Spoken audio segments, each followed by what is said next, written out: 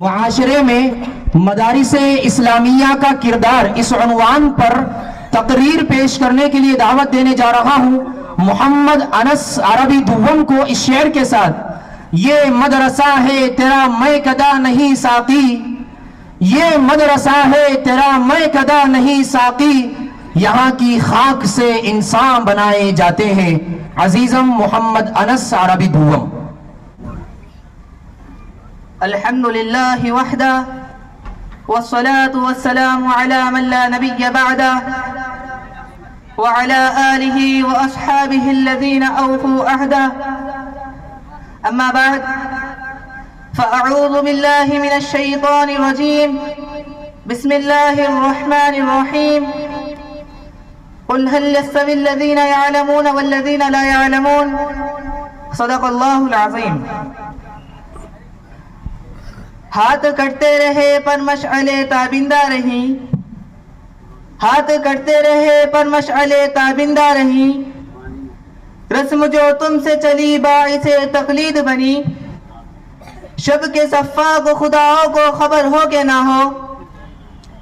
شب کے صفاق خداؤں کو خبر ہو کہ نہ ہو، جو کرن قتل ہوئی شعلہ خورشید بنی۔ محترم صدر جلسہ اور احباب ذی وقار، سامعین باتمکین،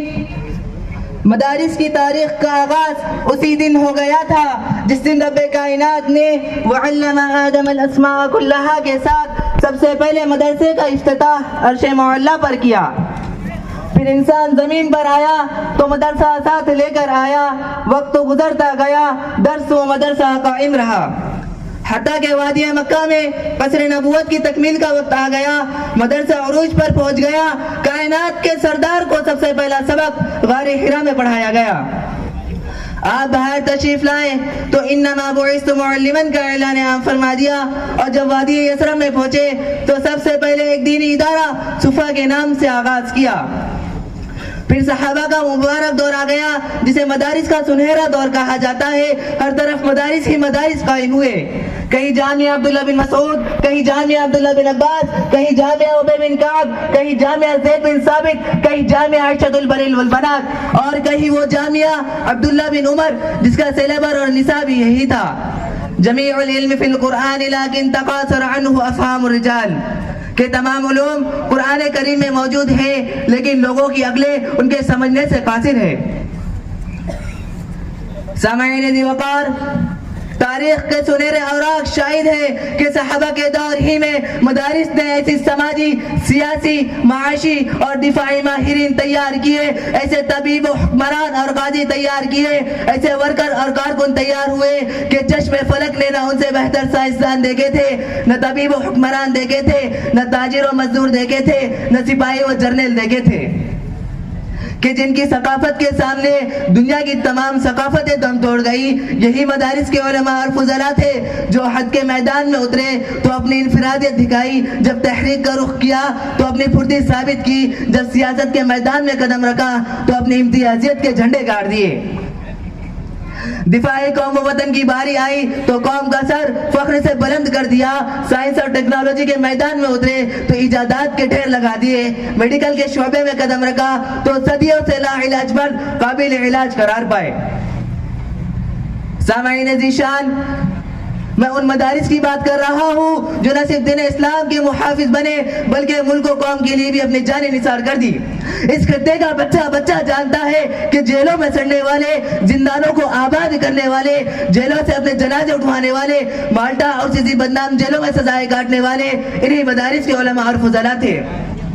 کالا پانی جیسی بدنام جیلوں میں راتیں کاٹنے والے مولانا محمود الحسن دارالعلوم دیوبند کے فرزند تھے۔ تم کیوں بھول جاتے ہو کہ انگریز کی عدالت میں کفن ساتھ لانے والے مولانا سید حسین احمد مدنی دارالعلوم دیوبند ہی کے فرزند تھے؟